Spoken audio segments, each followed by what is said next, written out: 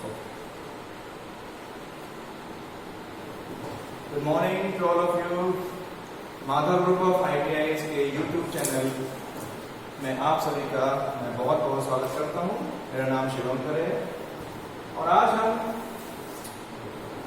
Electrician trade के first year का चौथा चैप्टर 4 जिसका नाम है वैद्युतिक पदार्थ या इलेक्ट्रिकल मटेरियल।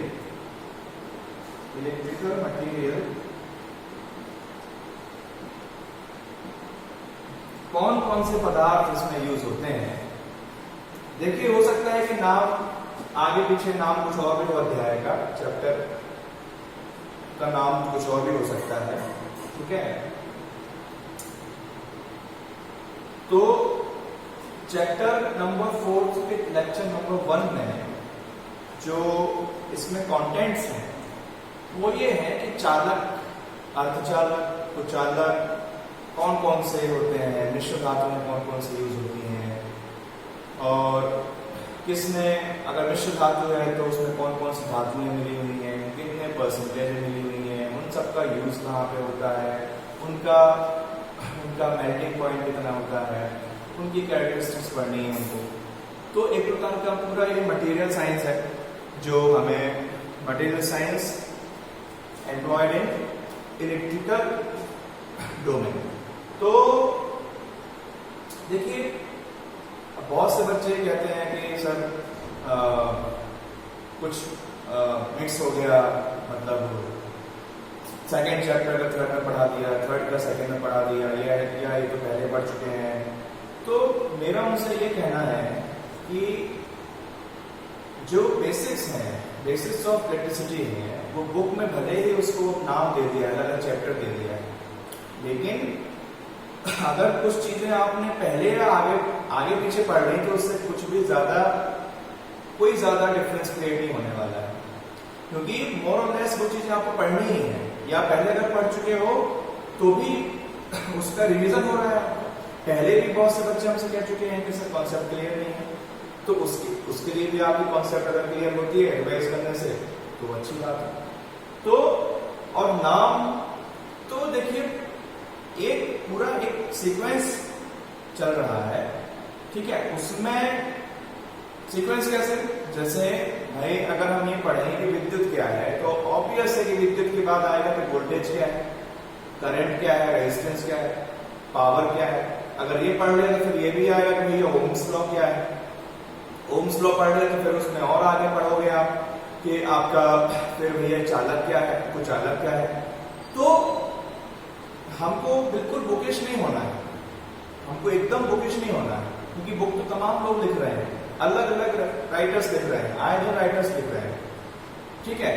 तो बात वही है कि चैप्टर आगे पीछे हो सकता है, कुछ मिक्स हो सकता है, लेकिन हमारा जो मूल भावना है, जो आत्मा है, वो है समझना, कॉन्सेप्ट बनाना।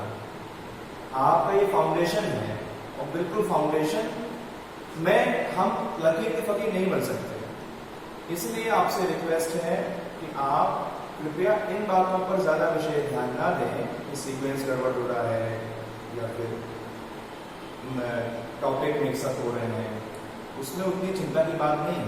चिंता की बात यह है कि अगर आपको कॉन्सेप्ट क्लियर नहीं हो रहे हैं तो वो चिंता की बात है, ठीक है, क्योंकि कॉन्सेप्ट से ही क्वेश्चन बन रहे हैं और मल्टीपल चॉइस क्वेश्चन आते हैं तो उसमें तो और से चीजें आर पार लड़ाई होती है, अगर सही तो सही है, गलत तो गलत। इसलिए कॉन्सेप्ट बनाइए, कॉन्सेप्ट समझिए और एंजॉय करिए। एंजॉय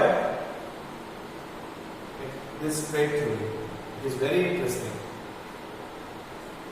तो आज हम थोड़ा सा पहले का पढ़ लें कि कई लोगों ने पूछा है कि सर मानव शरीर का प्रतिरोध कितना होता है, तो बता दें आपको, मानव शरीर का प्रतिरोध बता दें, अगर शरीर सूखा है, सूखे अवस्था में है ना, सूखे अवस्था में तो ये ज्यादा होगा, ठीक है, लगभग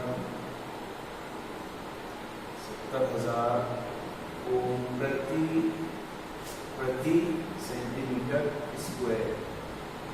इस हिसाब से मतलब अगर आपके शरीर का एक एरिया ले लें हम, एकांक एरिया सेंटीमीटर स्क्वायर में, तो उस प्रति एकांक सेंटीमीटर स्क्वायर एरिया में 70,000 ओम से लेकर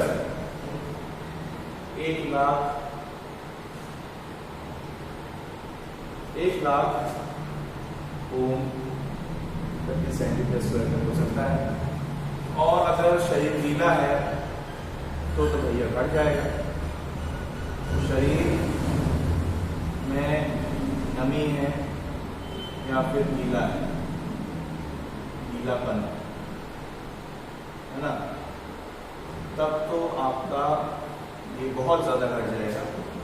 ड्रास्टिकली इसमें स्टीप डिक्लाइन होगा, वो होगा लगभग 700 ओम प्रति सेंटीमीटर स्क्वायर से 1000 ओम प्रति सेंटीमीटर स्क्वायर। 200 मिली एम्पियर से अधिक अगर धारा है और इससे अधिक धारा बनाने का अगर वोल्टेज है, इससे अधिक अगर धारा बनाने का वोल्टेज उपलब्ध है, तो वो शरीर की बाहरी चमड़ी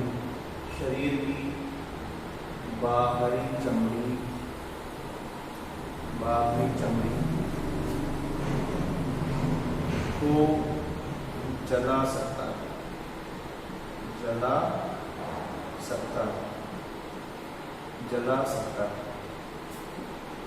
ठीक है। और झटका लगने पे होता क्या है, शरीर की अगर बहुत तेज झटका लगा है कि आदमी बेहोश हो गया, शून्य हो गया, तो उसमें होता क्या है कि आंखें और नसें सिकुड़ जाती हैं, ब्लड सर्कुलेशन रुक जाता है, ब्लड का जो फ्लो है, जो रक्त संचार है बॉडी का, वो रुक जाता है, प्रॉपरली नहीं होता है, आंखें और नसें सिकुड़ जाती हैं। तो ये कुछ क्वेश्चन हैं। अब आप कहोगे सर ये पहले दूसरे अध्याय में था, कुछ लोगों ने पढ़ा लिया है, लेकिन बहुत से मेरे पास जो क्वेरीज आती हैं उसके बेसिस पर फिर ऑन डिमांड ये टॉपिक था। ये जो फिगर, ये जो डेटा मैं दे रहा हूँ, ये ऑन डिमांड है ना। तो कई चीजें रिपीट होती रहती हैं भाई, बहुत सी चीजें आगे बढ़ोगे आप, उसमें बेसिक चीजें फिर से लौट के आएंगे आप। तो हम ये तो नहीं कह सकते हम पढ़ चुके। अब जैसे अगर आप आगे जाके विद्युत चुंबकीय प्रेरण का नियम पढ़ोगे कि प्रेरण क्या होता है, इंडक्शन क्या होता है, आपका सेल्फ इंडक्शन क्या होता है, आपका म्यूचुअल इंडक्शन क्या होता है, और आप बाद में नहीं पढ़ना है, आपको ट्रांसफॉर्मर में पढ़ना है, इंडक्शन मोटर में पढ़ना है, तो क्या वहां पे उस सिद्धांत पढ़ाएंगे तो क्या आप ये क्या कह दोगे क्या कि सर पढ़ चुके हैं। तो बेसिक चीजें तो रिपीट होने के लिए होती हैं, बेसिक चीजें है ना, बेसिक चीजें तो आपके फाउंडेशन है, चाहे बेसिक एलिमेंट्स आपके, चाहे वो लाइफ के हों चाहे वो स्टडीज के, बेसिक्स तो क्लियर होने ही चाहिए, फाउंडेशन तो मजबूत होनी चाहिए, है कि नहीं। इसीलिए ये चीजें हम बार बार पढ़ सकते हैं, बशर्ते हमारा ज्यादा समय न लगे। चलिए अब आ जाए हम चालक। तो पदार्थ की बात करें, पदार्थ की बात करते हैं तो चालक सबसे पहले आता है चालक, कंडक्टर्स।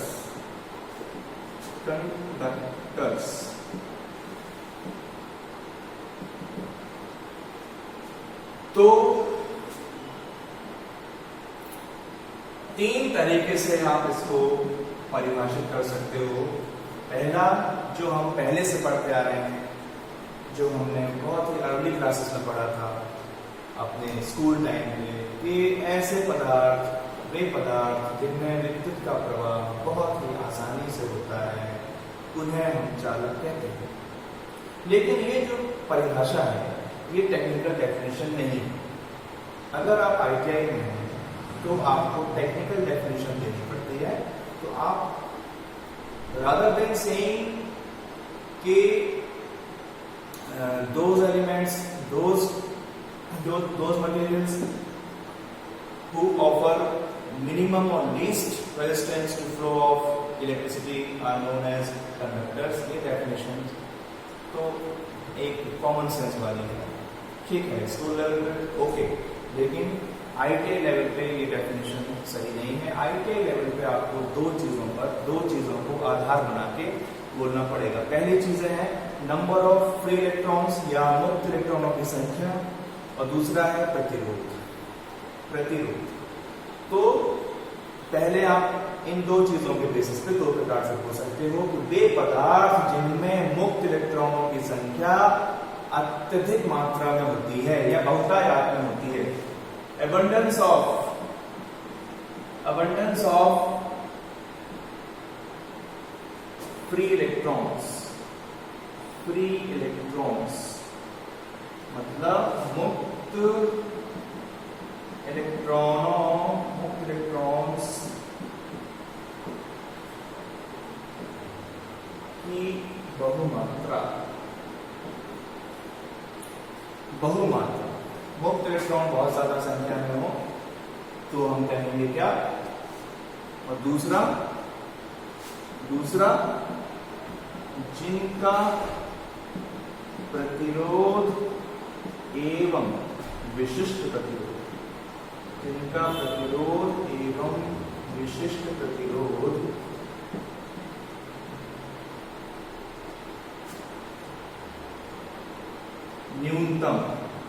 न्यूनतम होता, रेजिस्टिविटी या स्पेसिफिक रेजिस्टेंस जिसको हम कहते हैं, और प्रतिरोध रेजिस्टेंस, है ना, कम से कम, ठीक है। फिर अब देखिए, अब बुक जो चीज बुक में है वो चीज बुक में है। सबसे अच्छा बुक में आप देखोगे तो सारणी बनी हुई है, उस सारणी को आपको एकदम से रखना तो नहीं है, लेकिन कुछ चीजें ध्यान के पहले के जो पांच छह जो पदार्थ हैं, चांदी, सोना, ना, तांबा, एल्यूमिनियम इत्यादि, ये और भी हैं। तो पहले जो नीचे के कम से कम 10 जो आइटम्स हैं उनका विशिष्ट प्रतिरोध, उनका मेल्टिंग पॉइंट वगैरह भी दिया होगा, ये सब आपको मेमोराइज करना पड़ेगा, है ना। मेमोराइज करिए, इनसे क्वेश्चन बन सकते हैं कि भाई फला चांदी का विशिष्ट प्रतिरोध होता है, कितना होता है, आपको याद हो, तो ये डेटा आपको मेमोराइज करना पड़ेगा। ये बुक से आप प्लीज देख लीजिएगा।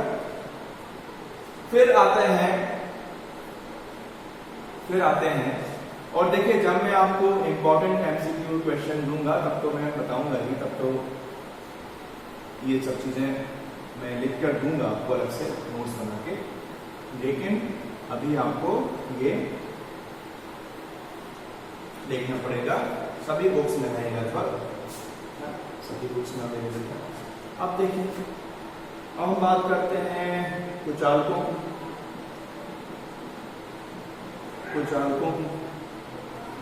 इनको हम बोल सकते हैं अचालक, है ना, और उनको हम क्या बोलते हैं,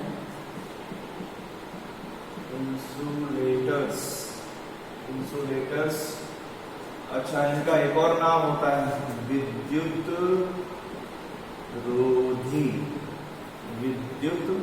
रोधी। बहुत ही नाम से स्पष्ट है, सभी तीनों नाम से स्पष्ट हो रहा है। कु मतलब गंदा, बेकार चालक, गंदा चालक, अचालक मतलब जो चालक नहीं वो आपका अचालक, ठीक है। और जो विद्युत का रोधन करे, विद्युत को जाने ना दे, विद्युत के प्रवाह में बड़ा भयंकर रूप से ऑब्स्टेकल डाले, कठिनाई डाले, आसानी से विद्युत का प्रवाह उससे संभव नहीं है, ठीक है। जैसे कि रबर, प्लास्टिक, कागज, लकड़ी इत्यादि, पीवीसी, आप जानते हैं पीवीसी क्या होता है, पॉलीविनाइल क्लोराइड मटेरियल जो होते हैं, पॉलीमर्स होते हैं, है ना। तो ये सब क्या है, तो इनका भी अगर आप इन्हीं 2 पॉइंट को अगर रिवर्स करके बोलते हैं इन्हीं दो पॉइंट्स को रिवर्स करके बोल दीजिएगा। मुक्त इलेक्ट्रॉनों की संख्या न्यूनतम, ऐसे पदार्थ जिनमें मुक्त इलेक्ट्रॉनों की संख्या ना के बराबर हो, नगण्य हो, कुछ चालक कहलाते हैं। ऐसे पदार्थ जिनका प्रतिरोध और विशिष्ट प्रतिरोध बहुत अधिक हो, उन्हें हम विद्युत रोधी बोलते हैं। आप इसको नोट कर लीजिए अगर करना चाहते हैं तो, है ना। लिखना क्या है आप नोट कर लीजिए, इन्हीं दो बेसिस पे, बस यहाँ पे न्यूनतम करना, यहाँ अधिकतम करना है ना। क्या अधिकतम होगा? प्रतिरोध, विशिष्ट प्रतिरोध, और क्या न्यूनतम होगा? मुक्त इलेक्ट्रॉनों की संख्या न्यूनतम होगी, नगण्य के बराबर। फिर इन दोनों के, फिर इनका भी बहुत सारा मटेरियल दिया हुआ है, ठीक है। पूरा मटेरियल हम पढ़ेंगे डिटेल में नेक्स्ट क्लास में। अभी तो हम सिर्फ इनका एक आपका जो मैंडेटरी इंट्रोडक्शन है वो जरूरी है, एक आपका ऊपरी जो नॉलेज है वो हम दे रहे हैं अभी। तीसरा आपका क्या है? तीसरा है आपका अर्धचालक। अर्धचालक इनको हम बोलते हैं क्या? Semi conductors. क्या बोलते हैं? Semi conductors. तो सेमी कंडक्टर्स क्या है? बस इन दोनों के बीच की बिरादरी के हैं, ना तो वो अच्छे चालक ही नहीं है और ना ही अच्छे कुचालक है। मतलब जिनमें मुक्त इलेक्ट्रॉनों की संख्या चालकों से तो कम परंतु अचालकों से अधिक होती है, नंबर 1। नंबर 2, जिनका प्रतिरोध व विशिष्ट प्रतिरोध चालकों से तो थोड़ा अधिक होता है परंतु कुचालकों से, विद्युत रोधियों से थोड़ा कम होता है। जिनमें विद्युत का प्रवाह चालकों से थोड़ा कम होगा परंतु कुचालकों से थोड़ा अधिक होगा। जिनकी बाहरी कक्षाओं में, जिनकी परमाणु संरचना की में अगर देखें तो अंतिम कक्षा जो होगी उसमें इलेक्ट्रॉनों की संख्या अधिकांश केसों में हम देखेंगे, अधिकांश केसेस में हम देखते हैं कि 4 होती है, ठीक है। सिलिकॉन, जर्मेनियम ये हम आगे पढ़ेंगे। तो ऐसे आप लिख लीजिए, ऐसे पदार्थ जिनकी चालकता चालकों से तो कम परंतु कुचालकों से अधिक होती है, नंबर 1। नंबर 2 क्या लिख सकते हो? जिनमें मुक्त इलेक्ट्रॉनों का प्रवाह चालकों से थोड़ा कम परंतु विद्युत रोधियों से थोड़ा अधिक होता है, नंबर 2। नंबर 3 में क्या लिखोगे? जिनका प्रतिरोध व विशिष्ट प्रतिरोध चालकों से थोड़ा अधिक होता है परंतु कुचालकों से थोड़ा कम होता है, ठीक है। यह अर्धचालक है। जिनकी बाहरी कक्षाओं में अमूमन हम देखते हैं कि जो पेयर्स बनते हैं, संयोजी इलेक्ट्रॉन्स होते हैं, नॉर्मली 4 होते हैं, 8 होने चाहिए, ठीक है। केमिस्ट्री में आपने इलेक्ट्रॉनिक कॉन्फ़िगरेशन पढ़ा होगा, अगर नहीं पढ़ा है तो खैर हम उतने डीप में ना जाए। ये आपके चालक, अर्धचालक और विद्युत रोधी हैं। अब इसमें क्या है? चालक कितने प्रकार के हैं, कुचालक कितने प्रकार के हैं, रबड़ का क्या काम है, रबड़ कितने प्रकार की होती है, वल्केनाइज्ड रबड़ क्या होती है, कागज कितने प्रकार के होते हैं, विद्युत रोधी की। तो विद्युत रोधी बहुत बड़ा टॉपिक है, ये भी हम देखेंगे, अर्धचालक देखेंगे। तो यही इस पूरे चैप्टर नंबर 4 जिसका नाम विद्युत पदार्थ, नाम हो सकता है कुछ और भी हो, ठीक है, आई एम नॉट श्योर, लेकिन इसका कंटेंट यही है, ठीक है। तो ये आज का इंट्रोडक्शन था और इसमें कोई बहुत विशेष बातें तो नहीं है, लेकिन हमें एक टेक्निकल डेफिनेशन जानना बहुत जरूरी था। हम सिर्फ ये कह के पल्ला नहीं झाड़ सकते कि भैया जो विद्युत को अच्छे से बहा दे वो चालक, जो विद्युत को ना बहने दे वो कुचालक, जिसमें आधा बहे और आधा ना बहे। तो ये जो चाइल्डिश डेफिनेशंस होती थी ये हम भूल जाएं। इलेक्ट्रॉन्स और प्रतिरोध, रेजिस्टेंस और स्पेसिफिक रेजिस्टेंस के बेसिस पर हमको इनको डिफाइन करना पड़ता है। तो आज के लिए इतना ही, और मैं फिर से आप सभी से ये अनुरोध करूंगा कि हमारे माधव ग्रुप ऑफ ITI जो कि सपना से इनका यूट्यूब चैनल बना हुआ है, इसमें हम वीडियो अपने अपलोड कर रहे हैं। तो इस माधव ग्रुप ऑफ ITI के यूट्यूब चैनल को आप सब्सक्राइब करें, शेयर करें, लाइक करें। Thanks very much, have a very nice day.